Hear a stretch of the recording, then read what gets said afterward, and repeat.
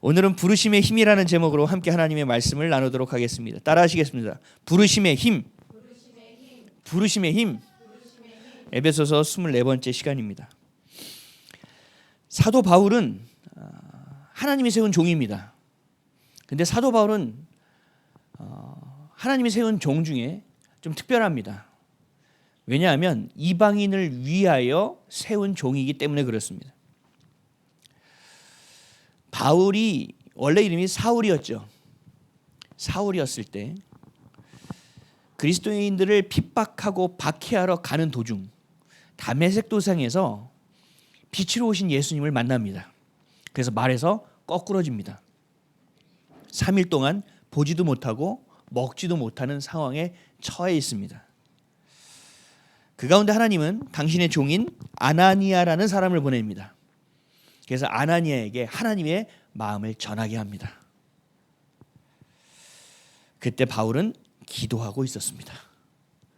그리고 이렇게 안수를 받고 하나님의 부르심을 받습니다. 사도행전 9장 15절 주께서 가라사대 가라 이 사람은 내 이름을 이방인과 임금들과 이스라엘 자손들 앞에 전하기 위하여 택한 나의 그릇이라.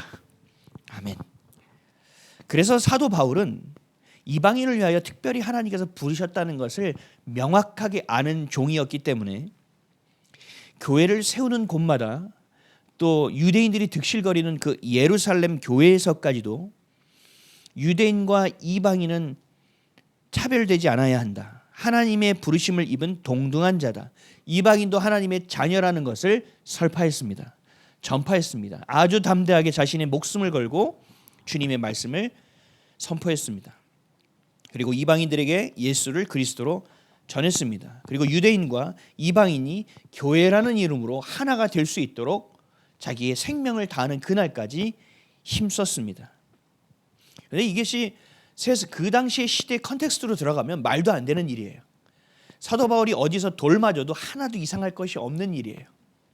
사도 바울은 핍박받고 박해받고 죽을 수도 있다는 사실을 알매도 불구하고 하나님의 부르심을 따라 그 일을 행하게 됩니다. 결국 바울은 예루살렘에서 죄인됨으로 붙잡혔고 로마의 시민권을 가진 자로서 로마까지 죄인으로 호송되어 가게 됩니다. 그리고 1차, 2차, 3차 이전에 세계 선교, 교회를 세우는 일을 통하여 그 힘든 여정을 통하여 그 힘든 과정을 하나님이 주신 그 부르심이라는 것을 붙들고 끝까지 걸어냈습니다. 그 교회를 이루기 위해서 자신의 생명을 다 바쳤습니다. 그 바울이 오늘 이렇게 말하고 있습니다. 1절입니다. 시작. 이러므로 그리스도 예수의 일로 너희 이방인을 위하여 갇힌 자 된 나 바울이 말하거니와. 아멘. 사도 바울은 모든 자신이 쓴 성경 서신의 첫머리에 자신이 누구인지를 기록하고 있습니다. 사도가 된 바울, 하나님이 부르신 종 바울, 자신의 정체성이 아주 명확한 사람입니다. 그리고 오늘 본문을 통해서도 자신은 죄인이라는 겁니다. 예수의 이름을 전함으로 죄인된 자, 나 바울. 바울은 어떠한 상황과 어떠한 형편 가운데서도 당당했습니다. 자신이 누구이고 어디서 와서 왜 살며 어디로 가는 존재라는 그 정체성과 자신의 신분이 아주 명확했기 때문에 그렇습니다. 우리가 감옥에 간 사람들을 보면요, 자기 감옥 갔다 왔다고 이렇게 얘기하는 사람 별로 없어요. 그거는 건달들 세계에서 나 별 달았어 이런 자랑거리지 세상에선 자랑거리가 아니에요. 요즘 성폭력범들이 악질의 성폭력범들이 출소하는 상황들이 돼서 이슈화된 건이 몇 건 있죠. 우리 동네에선 절대 살 수 없다. 이 성폭행자는 들어올 수 없다. 정말 그 죄인 된다는 것은 정말 수치스러운 일이에요. 내 집에 내가 들어가지도 못하는 상황이 되어버리는 거죠. 그런데 사도 바울은 이것을 아주 당당하게 얘기하고 있어요. 왜요? 이방인도 동일하게 하나님의 선택을 받은 존재라는 것을 전하다가 예수를 위하여 일하다가 죄인이 되었다라는 거죠. 예수의 일로 너희 이방인을 위하여 갇힌 자 된 나 바울. 이것을 영어 성경을 보면 예수로 인하여 내가 죄인 됐다 라고 명확하게 기록되어 있어요. 복음을 전하기 위해서 하나님이 주신 그 부르심에 합당한 일을 하기 위해서 바울은 죄인, 죄수가 되었다는 것입니다. 죄 없는 바울이 예수로 인하여 죄인 되었다는 거예요. 예수의 죄인이 되었다는 거예요. 디모데후서 1장 8절에서 9절에 이렇게 이야기합니다. 바울이 그러므로 너는 내가 우리 주를 증언함과 또는 우리 주를 위하여 갇힌 자 된 나를 부끄러워하지 말고 오직 하나님의 능력을 따라 복음과 함께 고난을 받으라. 하나님이 우리를 구원하사 거룩하신 소명으로 부르심은 우리의 행위대로 하심이 아니요 오직 자기의 뜻과 영원 전부터 그리스도 예수 안에서 우리에게 주신 은혜대로 하심이라. 아멘. 주를 위해 갇힌 자, 예수의 복음을 위하여 죄인된 자가 바로 사도 바울이다. 그래서 주를 위하여 갇힌 자 된 나를 부끄러워하지 말라고 얘기하는 거예요. 그리고 오직 하나님의 능력을 따라 복음과 함께 고난을 받으라고 얘기합니다. 여러분이 하나님의 말씀을 전하다가 고난을 받는 것, 하나님의 뜻대로 살다가 고난을 받는 것, 하나님이 원하시는 일을 하다가 저건 도리도 모르는 놈이야 라고 평가받고 판단받는 것이 된다 하더라도 너희들 부끄러워하지 말라는 얘기예요. 그리고 그 고난에 참여케 된 자가 되라는 거예요. 타협하지 말라는 거예요. 하나님을 향하여 예배하고 하나님의 것을 전하고 예수의 것을 내 생명으로 여기고 살고 하나님 말씀을 진리로 여겼다면 부끄러워하지 말고 그 고난이 있다면 참여하라는 거예요. 받으라는 것입니다. 그래서 하나님이 우리를 구원하사 거룩하신 소명으로 부르심은 그렇게 은혜대로 그리스도의 예수 안에서 행하는 일을 하는 것이라는 것. 부르심은 받은 자는 삶이 달라야 된다는 얘기예요. 우리가 그저 예수를 믿고 교회를 다니는 자로 끝나는 것이 아니라 나는 주 안에 갇힌 자라는 거예요. 나는 세상의 메인 자가 아니라 주님께 메인 자라는 거예요. 나는 세상에 취한 자가 아니라 나는 성령에 취한 자라는 거예요. 이거에 대한 명확한 우리의 신분과 우리의 명확한 정체성이 없다면 우린 사도 바울과 같이 삶을 살 수가 없습니다. 아유, 목사님 어떻게 우리가 사도 바울처럼 삽니까? 그 위대한 바울처럼. 아니요. 바울이 위대하게 된 것은 성령이 함께 하셨기 때문에 위대하게 된 겁니다. 바울이 위대한 것은 주님이 부르심을 받은 것을 붙잡고 끝까지 완주했기 때문입니다. 지금 앉아있는 여러분, 저도 마찬가지입니다. 하나님의 부르심이 있습니다. 그 부르심을 붙들고 살아가면 우리도 사도행전과 같은 그 기록을 써낼 수 있고 사도 바울과 같이 주님께 평가받는 자가 될 수 있습니다. 그렇게 고난에 참여받은 자가 될 수도 있다는 얘기입니다. 사랑하는 성도 여러분, 하나님의 능력을 따라 복음과 함께 고난을 받고 계십니까? 하나님을 믿는 것은 좋은데 고난받는 것은 싫습니까?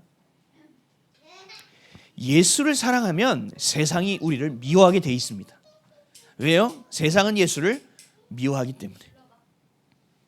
너무나 당연한 일이에요.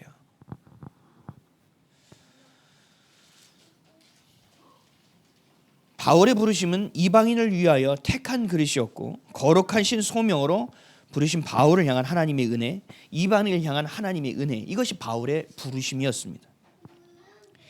각자의 부르심을 따라 우린 바울과 같이 살아내야 되는 존재입니다. 오늘 보면 2절 말씀 함께 읽겠습니다. 시작. 너희를 위하여 내게 주신 하나님의 그 은혜의 경륜을 너희가 들었을 터이라. 아멘. 은혜의 경륜이라는 것은요, 바울을 하나님이 부르신 그 하나님의 은혜, 바울을 이방인을 위하여 예비된 그릇으로 이방인을 향한 하나님의 은혜를 끼치게 하는 하나님의 구원의 계획, 이것이 하나님의 경륜이거든요. 섭리거든요. 그것이 바울의 삶이 되었고, 그래서 지금 바울은 죄인된 상태에 있다는 것입니다. 바울을 부르신 하나님의 부르심의 힘이 바울이 죄인 되어도 소망을 잃지 않게 했습니다.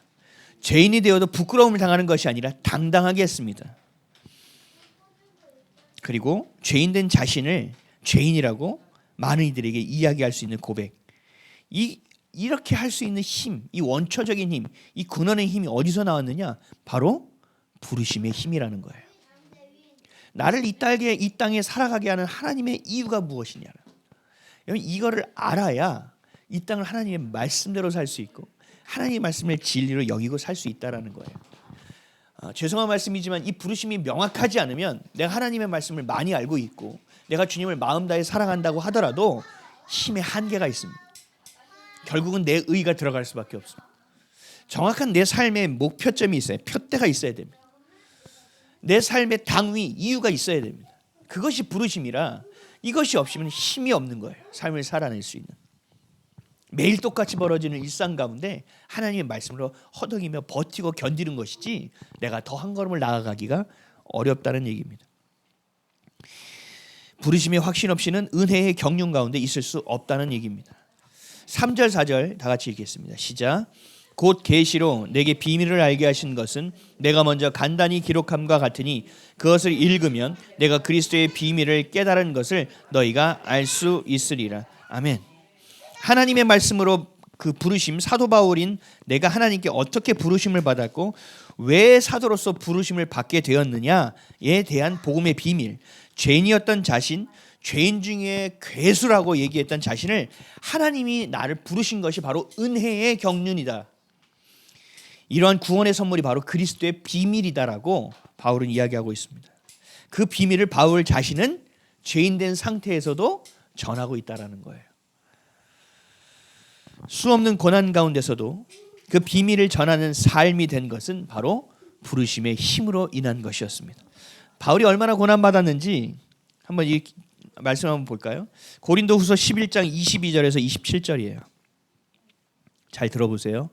그들이 히브리인이냐 나도 그러하며 그들이 이스라엘인이냐 나도 그러하며 그들이 아브라함의 후손이냐 나도 그러하며 그들이 그리스도의 일꾼이냐 정신없는 말을 하거니와 나는 더욱 그러하도다. 내가 수고를 넘치도록 하고 옥에 갇히기도 더 많이 하고 매도 수없이 맞고 여러 번 죽을 뻔하였으니 유대인들에게 40에서 하나 감한 매를 5번 맞았으며 3번 태장으로 맞고 1번 돌로 맞고 3번 파선하고 일주야를 깊은 바다에서 지냈으며 여러 번 여행하면서 강의 위험과 강도의 위험과 동족의 위험과 이방인의 위험과 시내의 위험과 광야의 위험과 바다의 위험과 거짓 형제 중의 위험을 당하고 또 수고하고 애쓰며 여러 번 자지 못하고 줄이며 목마르고 여러 번 굶고 춥고 헐벗었노라.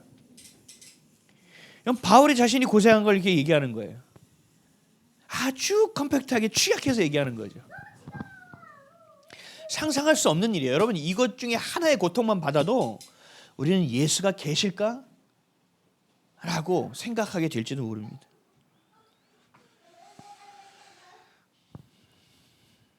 그럼에도 불구하고 사도 바울이 이런 일을 행했던 이유는 하나님이 자신을 부르신 이유가 이방인을 향한 그릇으로 택하셨다는 그 부르심이 너무나도 정확하고 선명하고 명확했기 때문입니다. 그것이 자신이 이 땅에서 호흡하고 먹고 자고 살아가는 유일한 이유였기 때문에 누명쓰여 억울한 자가 되어 어떤 죄도 없이 예수님과 같이 죄인된 존재가 되었음에도 불구하고 이렇게 매번 맞고 죽을 고비를 넘으면서 불구하고 넉넉하지도 못하고 맨날 허기지면서도 불구하고 이 길을 걸어갈 수 있고 그렇게 살아낼 수 있었다는 얘기입니다. 여러분 이 땅을 믿음으로 살아간다는 것은 결코 쉬운 일이 아닙니다. 이 땅은 썩을 것밖에 없습니다. 썩을 것밖에 없는 것 가운데서 영원한 것을 붙들고 살아가는 것은 어려운 일입니다. 어둠이 상식인 세상에서 빛을 붙들고 살아간다는 것은 결코 쉬운 일이 아닙니다. 죽을 것처럼 어려운 일입니다. 그럼에도 우리는 그렇게 걸어내야 됩니다. 무슨 힘으로요? 우리를 부르신 하나님의 이유와 그 부르심의 힘을 통하여 그렇게 가야 됩니다. 사도 바울은요 정말 힘들어서 이렇게 고백했어요. 고린도후서 1장 8절 형제들아 우리가 아시아에서 당한 환난을 너희가 알지 못하기를 원치 아니하노니 힘에 지나도록 심한 고생을 받아 살 소망까지 끊어지고. 여러분 이 위대했던 사도 바울도 삶의 소망이 끊어진 때가 있었다는 얘기예요. 와, 나 이래서 살아서 뭐하나. 주님 저 좀 데려가세요. 저 그만 살고 싶어요. 사는 게 너무 힘들고 어려워요. 라고 주님께 고백했던 저기 사도 바울도 있었다는 얘기예요. 살 소망이 끊어졌다는 얘기입니다. 그리고 죄인 받았고 그런 고통 받았던 사도 바울. 그러나 하나님은 이 바울을 이끄셨습니다. 처음부터 끝까지 뭐로 이끄셨습니까? 부르심으로 이끄신 거예요. 모세도 마찬가지였고, 이 땅을 살아가는 하나님의 자녀는 그렇게 사는 겁니다. 부르심으로 사는 존재입니다. 그것을 우리는 뭐라고 얘기합니까? 소명이라고 얘기합니다. 사랑하는 성도 여러분, 여러분에게 하나님이 주신 부르심은 무엇입니까? 여러분들이 이 땅을 살아가고 있는, 호흡하고 있는, 하루하루를 견디며 살아갈 수 있는 힘은 어디서 나옵니까? 예수를 알지 못하는 자가, 그 부르심으로 구원받은 자가 된 우리가 아는 그 비밀을, 여러분들에게 풀어놓은 비밀을 그들에게 전하는 삶을 살아가고 있습니까? 여러분, 그 비밀은 무엇입니까? 그 비밀을 알고 있다면 우리는 어떤 모습으로 살아야 합니까? 5절입니다. 다 같이 읽을게요. 시작. 이제 그의 거룩한 사도들과 선지자들에게 성령으로 나타내신 것 같이 다른 세대에서는 사람의 아들들에게 알리지 아니하셨으니. 이 하나님께서, 예수께서 우리를 구원하시고 우리가 어디서 와서 왜 살며 어디로 가는지에 대한 그 공공연한 비밀을 성령으로 말미암아 우리 세대에 나타나고 계시다는 얘기입니다. 여러분, 구약에서도요, 이방인이 버려진 백성이라는 것이 아니라는 거, 이방인도 구원받을 존재라는 것이 구약에 아주 수도 없이 기록되어 있습니다. 심지어 우리 출애굽기 읽을 때 봤잖아요. 말씀 연구할 때 하나님께서 백성들을 출애굽시킬 때 하나님의 백성만 출애굽시킨 게 아니에요. 그때 따라 나온 사람들도 있어요. 이방인들도. 그들을 그대로 데려가십니다. 버리지 않으십니다. 그리고 남겠다고 자발적이 한 자들을 위해서 따로 율법도 세워주십니다. 하나님은 그들을 소홀히 하지 않으셨습니다. 하지만 그 구원을 향한 하나님의 은혜의 경륜, 이것을 이스라엘 백성들이 알고 있었을까요? 몰랐죠. 말라기에서도요, 이방인을 향한 구원의 계획을 하나님께서 이렇게 말씀하십니다. 말라기 1장 11절. 만군의 여호와가 이르노라. 해 뜨는 곳에서부터 해 지는 곳까지의 이방 민족 중에서 내 이름이 크게 될 것이라. 각처에서 내 이름을 위하여 분향하며 깨끗한 제물을 드리리니 이는 내 이름이 이방 민족 중에서 크게 될 것임이니라. 아멘. 그냥 하나님의 이름 여호와, 와우, 아니요, 예배하는 자들이 될 거라는 거예요. 모든 만민이 그렇게 될 거라는 거예요. 내가 그렇게 할 거라는 얘기예요. 말라기만 뿐이 아니에요. 성경 곳곳에 기록되어 있고 이사야에서는 더 명확하게 기록되어 있고. 그러나 이 말씀이 선포된 이 당시의 사람들 이걸 알아들었을까요? 알아들을 수가 없죠. 몰랐지요. 그래서 이 말씀이 이 신약의 시대까지 아주 비밀처럼 내려온 거예요. 주님은 얘기했는데 이것을 모르니 비밀처럼 내려온 거란 말이죠. 그런데 여러분들은 어떻게 됐어요? 그 비밀을 알아요, 몰라요? 알고 있단 말이죠. 세상 말로 빼박입니다. 빼박. 여러분들이 예수를 알았고 예수를 믿었기에 더 이상 세상에 갈 수 없어요. 세상에 가서는 안 돼요. 세상에 가서 품어서는 안 돼요. 그 비밀을 아는 그 은혜의 경륜 안에서 살아야 됩니다. 우리 6절 말씀 읽어볼까요? 시작. 이는 이방인들이 복음으로 말미암아 그리스도 예수 안에서 함께 상속자가 되고 함께 지체가 되고 함께 약속에 참여하는 자가 됨이라. 아멘. 이것이 우리에게 주신 비밀이라는 겁니다. 우리는 알게 되었어요. 이 비밀을, 이 구원의 비밀을. 그래서 이 비밀을 어떻게 해야 됩니까? 지금도 그것을 만인에게 얘기하고 있는데 그 당시 구약 시대에 아무리 얘기해도 못 알아듣던 이스라엘 백성들처럼 이 사람들도 이해하지 못한다는 거예요. 그 구원의 비밀을, 그 복음의 비밀을. 그래서 그것을 어떻게 해야 됩니까? 우리가 은혜의 경륜 안에서 사도 바울이 이방인에게 복음을 전하는 그릇으로 택함 받은 것처럼 우리도 하나님께서 주신 그 부르심을 붙들고 그 복음을 가지고 이 세상을 향하여 나아가야 된다는 얘기죠. 그게 뭐예요? 예수 안에서 함께 상속자가 되고 함께 지체가 되고 함께 약속에 참여하는 자가 되는 길이라는 것입니다. 아멘이시죠? 그 유대인들, 그 이스라엘 시대 때 유대인만이 하나님의 상속자였고 또 그 구원에 참여하는 자였고 하나님의 자녀이고 백성인데 사도 바울이 나와서 아니라는 거예요. 너희들만 구원받을 존재가 아니라는 거예요. 하나님의 이 백성들이 그렇다는 거예요. 여러분, 당시에 유대인이요, 밥을 이방인과 함께 같은 상에서 먹기만 해도 큰일 났습니다. 성경을 보면 베드로가 그 눈치를 보고 옆으로 빠지는 걸 보고 사도 바울이요 베드로 엄청 깝니다. 야 네가 수제자냐 이러면서 베드로도 고넬료한테 가잖아요. 그렇죠? 이방인에게 주님께서 가라 그러잖아요. 하늘에서 이렇게 내려와서 부정한 음식이 먹으라. 와 주님 제가 미쳤습니까? 이걸 먹게? 먹으라. 하나님의 이방인을 향한 구원의 계획은 계속되었다니까요. 그러나 그 비밀을 아는 자가 그 비밀을 풀어내고 그 비밀의 은혜의 경륜을 갖고 부르심대로 내가 행하지 않기에 안 된다는 얘기예요. 사도 바울이 초기에 개척했던 이 터키에 있던 수많은 교회들이 어떻게 됐습니까? 지금 우리가 지금 성경에서 보고 있는 이 모든 교회들이 지금 어떻게 됐습니까? 이슬람화 되었어요. 다 되었어요. 다 파괴되었어요. 그나마 남겨놓은 거 왜 그런지 알아요? 관광으로 써먹으려고 남아놓은 것뿐이에요. 터키는요 지금 그 트루키에 그 대통령 누군지 기억이 안 나는데 그 사람이 자리를 잡으면서 완전히 이슬람 국가로 완전히 회귀했습니다. 기독교 기억도 남아있지 않은 나라예요. 선교사가 거기서 아직도 많이 죽습니다. 순교하고 있는 나라입니다. 바울이 세웠던 그 교회가 다 없어져 버렸다는 얘기. 그럼 하나님의 은혜의 경륜은 어떻게 됩니까? 그것을 통하여 그것을 씨앗으로 로마로 갔고 로마를 통하여 전 세계로 유럽 전역을 펴졌고 유럽을 통하여 신대륙으로 갔고 신대륙을 통하여 우리까지 오게 됐고 우리를 통하여 또 대륙을 향하게 됐고 하나님의 복음, 하나님의 일하심은 계속 되어진다는 거예요. 은혜의 경륜은. 주님이 오시는 그 날까지. 그래서 우리에게 부르심은 매우 중요한 거예요. 난 그리스도인이에요. 아니 거기서 끝나서는 안 되는 거예요. 나는 무엇을 위해서 부르심 받은 자라는 것이 명확하게 있어야 되고 그 나를 부르신 성경의 구절이 마치 나의 생명처럼 붙들림 받고 있어야 되는 거예요. 저를 주님의 종으로 부르셨을 때 하나님이 저에게 주신 말씀이 있어요. 그것을 붙들고 계속 가는 거예요.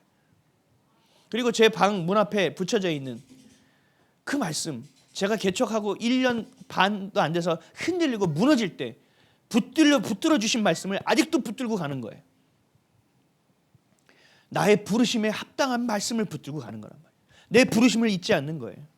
힘들어요. 먹고 살기 어려워요. 그러면 성도가 있어야 내가 먹고 살지. 원래 이게 계산이잖아요. 그럼 어떻게 부응해야 되지? 이것을 따지면 나를 부르신 부르심이 희석되고 없어져 버린다는 얘기예요. 힘이 없다는 거죠. 그래서 어떻게 해야 돼요? 감안해야 되는 거예요. 하나님이 나를 먹이고 입히시는 하나님이라고 약속하셨지. 그래서 그 말씀을 또 붙들고 가는 거예요.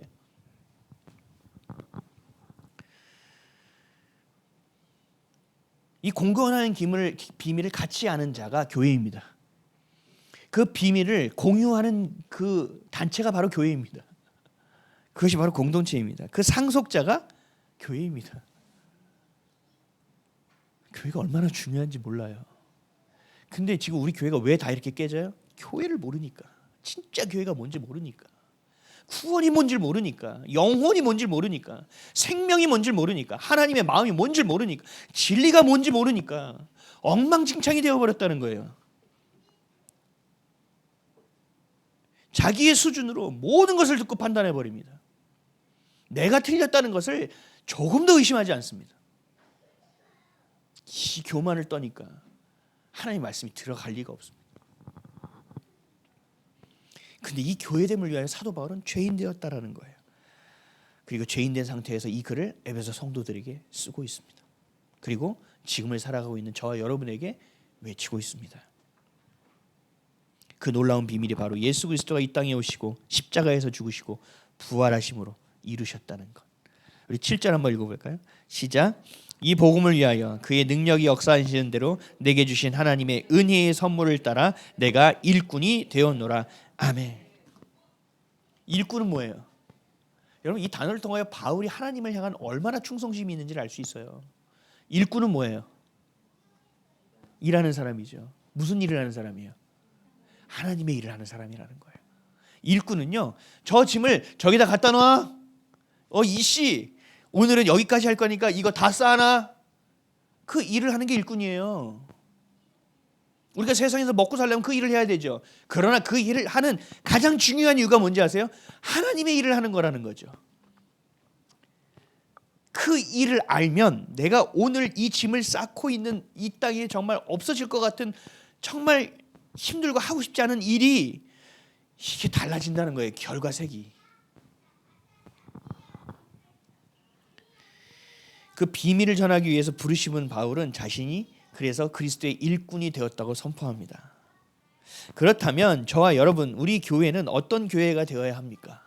우리는 어떤 일꾼이 되어야 됩니까? 우리의 생각이 가장 앞머리에 있어야 될 것은 무엇이 되어야 됩니까?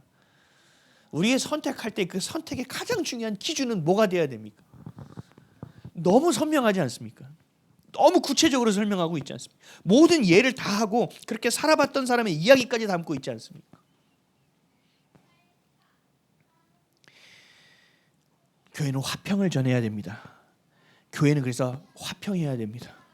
그러려면 부부간이 화평해야 되고 자녀와 관계가 화평해야 되고 가정이 화평해야 됩니다. 그래서 이 화평함을 가지고 우리는 세상을 향하여 나아가야 됩니다. 교회는 화평을 전하는 곳입니다.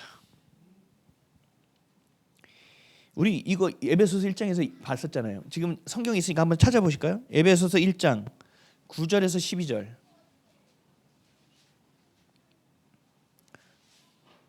우리 한 목소리로 읽겠습니다. 시작. 그 뜻의 비밀을 우리에게 알리신 것이요 그의 기뻐하심을 따라 그리스도 안에서 때가 찬 경륜을 위하여 예정하신 것이니 하늘에 있는 것이나 땅에 있는 것이 다 그리스도 안에서 통일되게 하려 하심이라. 모든 일을 그의 뜻의 결정대로 일하시는 이의 계획을 따라 우리가 예정을 입어 그 안에서 기업이 되었으니 이는 우리가 그리스도 안에서 전부터 바라던 그의 영광의 찬송이 되게 하려 하심이라. 아멘. 모든 인류를 구원하고자 하는 하나님의 계획하심, 그 엄청난 구원의 계획의 비밀을 하나님은 성령을 통하여 우리에게 가르쳐 주시고 성령을 통하여 교회를 이루어서 그 일을 행하기를 원하신다고 말씀하고 있는 것입니다. 천지를 창조하신 이후부터 아브라함을 통하여 지금의 우리에게까지 수천 년 동안 주님께서 그리고 다시 예수가 오시는 그날까지 살아갈 그 다음 세대까지 다 포함한 하나님의 위대하시고 거대하신 은혜와 구원의 경륜, 이것이 뭐라고요? 하늘에 있는 것이나 땅에 있는 것이 다 그리스도 안에서 통일되게 하려 함이라. 교회되게 하려 함이라는 얘기예요. 하나님의 교회. 이 하나님의 교회 누가 써요? 이 중요한 말을. 이단이 아는 상홍이 쓰잖아요. 장길자가. 이단이. 좋은 건 다 갖다 써요. 그렇죠? 주님의 마음을 알아야 됩니다. 성경을 읽으면서 주님이 어떤 마음으로 일을 하고 계시는구나. 주님이 이렇게 하실 때는 이런 마음이셨구나. 주님의 뜻은 이거구나. 그렇구나. 하나님의 마음을 이해해가는 게 성경을 읽는 거예요. 그러다 보면 내가 이런 상황에서 어떻게 해야 되지? 고린도후서 1장 9절 말씀이 이렇게 했구나. 이런 로봇처럼 사는 게 아니란 말이에요. 그때마다 하나님께서 우리 공격받을 때 그 말씀의 검으로 그것을 까시고 깨시고 뚫어내시는 일도 있지만 하나님이 무엇인지 내가 영감으로 알게 된다니까요. 이거 하나님 주신 마음인데 이거 아닌데. 이 정도의 수준까지 가야 되는 거예요. 그래야 분별할 수 있어요. 그래야 미혹되지 않는다. 이 사람 얘기하는 거 참 좋은데 이거 아닌 것 같은데, 이게 돼야 되는 거예요. 교회에 오래 다녔으니까 짬밥으로 알아들어서는 안 되는 거예요. 이거 처음 듣는 단어인데 이런 수준이 돼서는 안 되는 거죠. 아무리 좋은 말씀을 갖다 붙이고 아무리 좋은 말로 설명해도 이거 하나님의 방향이 아닌데, 이 정도는 알아들을 수 있는 수준이 돼야 되는 거예요.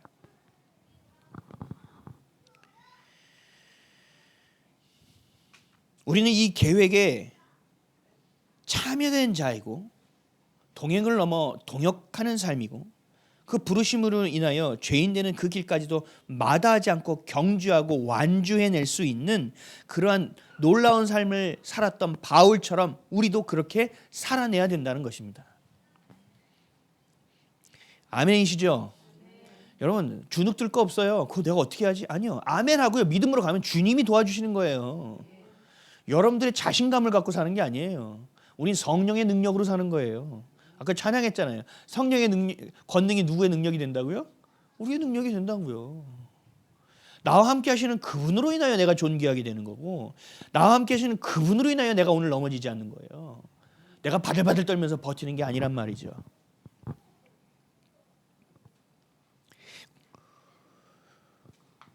골로새서 1장 26절에서 29절에도 이렇게 말씀합니다. 이 비밀은 만세와 만대로부터 감추어졌던 것인데 이제는 그의 성도들에게 나타났고 하나님이 그들로 하여금 이 비밀의 영광이 이방인 가운데 얼마나 풍성한지를 알게 하려 하심이라. 이 비밀은 너희 안에 계신 그리스도시니 곧 영광의 소망이니라. 우리가 그를 전파하여 각 사람을 권하고 모든 지혜로 각 사람을 가르침은 각 사람을 그리스도 안에서 완전한 자로 세우려 함이니 이를 위하여 나도 내 속에서 내 능력으로 하나님의 능력으로 역사하시는 이의 역사를 따라 힘을 다하여 수고하노라. 아멘. 우리의 수고는 이런 힘으로 수고하는 거예요. 주님이 가라 하면 가는 거고, 주님이 오라 하면 오는 거고, 주님이 이것이 핍박을 받고 곤고한 일이 있더라도 너가 이 진리를 외쳐라고 해요. 그 자리에서 외칠 수 있어야 되는 거예요. 여러분, 이게 교회예요. 이것을 위해서 여러분을 부르셨다는 얘기거든요. 그래서 교회 안에는 평안, 화평, 나뉘지 않는 하나님, 우리 배웠죠. 에이레네, 둘이지만 하나와 같은, 원래 하나와 같았던 둘, 하나님의 화평함, 평안함, 연합됨, 내가 죽고 내 안에 그리스도가 사시는, 성령이 나를 통치하시고 다스리시고 인도하시는 삶, 이것이 바로 교회라는 겁니다. 이렇게 우리를 부르셨다는 거예요. 여러분들 지나다니시면서 십자가를 볼 때마다 그렇게 기도해 주세요. 에이레네가 임할지어다. 하나님의 평강의 길을 아는 교회가 될지어다. 그렇게 축복해 주세요. 여러분, 교회가 살아야 나라가 살아요. 참 어렵습니다.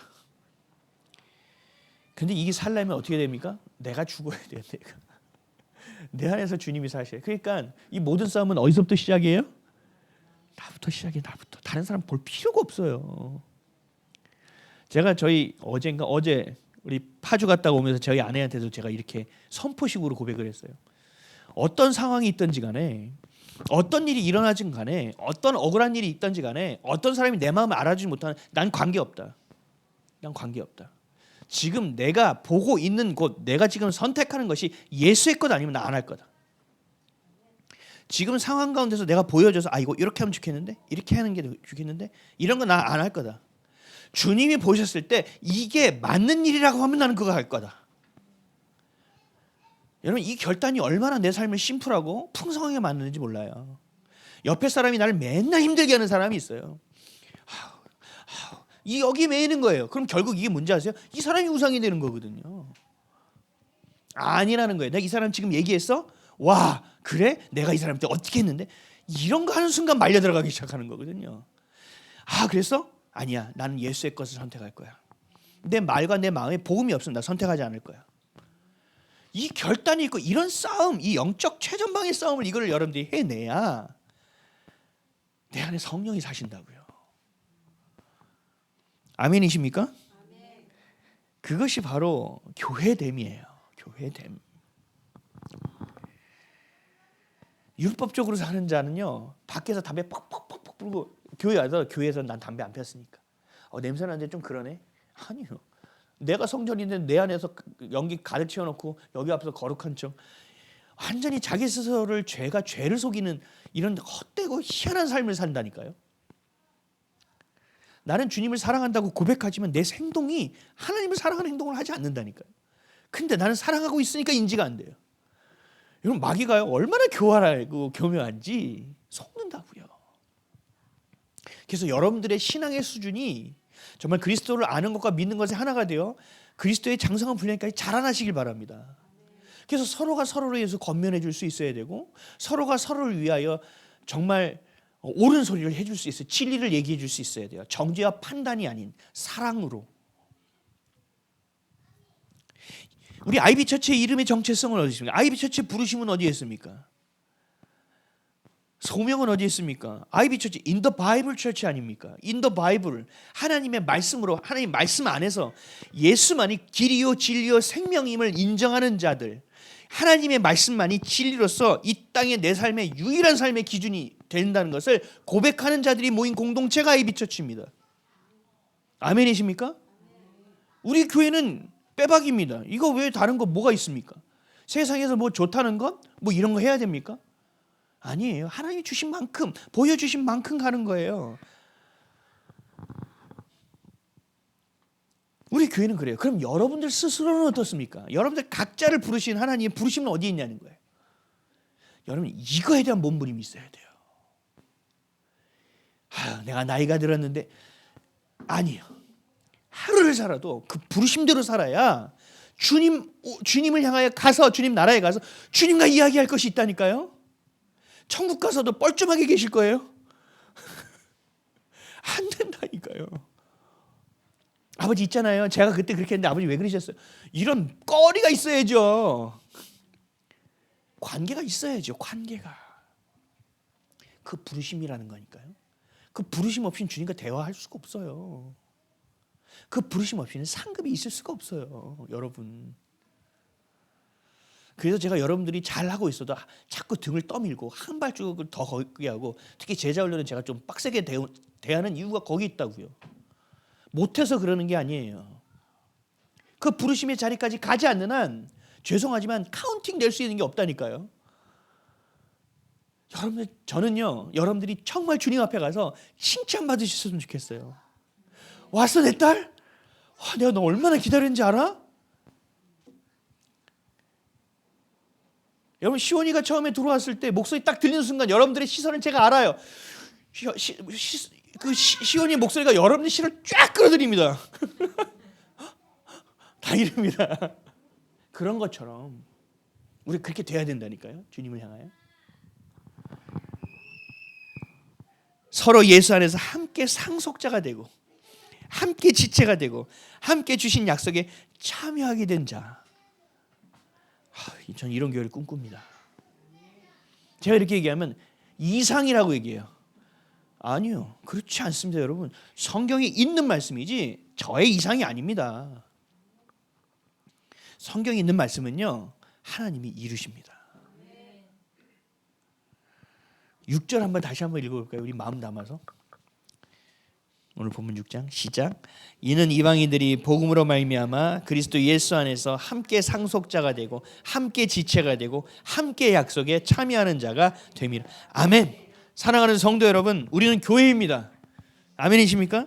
함께 상속자가 되고 함께 지체가 되고 함께 약속에 참여하는 자가 되는 교회입니다. 우린 그냥 단체가 아닙니다. 그냥 모임이 아닙니다. 우리는 교회입니다. 예수님이 가신 그 길을 따라 걸어가는 성도 되는 교회입니다. 주신 언약을 선포하고 그 주신 언약을 성취하는 교회입니다. 이것이 우리의 부르심입니다. 교회의 부르심을 알게 되면, 명확하면 여러분들이 각자의 찾지 못했던 부르심도 찾게 될 줄 믿습니다. 그 부르심의 힘으로 복음의 비밀을 붙들고 교회를 세우고 주신 길을 경주하고 완주했던 사도 바울처럼 우리를 부르신 그 부르심을 묻고 깨닫고 취하고 행하는 것으로 놀라운 능력, 교회됨의 능력, 성령 충만의 능력을 여러분 삶에서 마음껏 경험하며 살아가는 저와 여러분 되시기를 예수 그리스도의 이름으로 간절히 축원드립니다. 기도하겠습니다.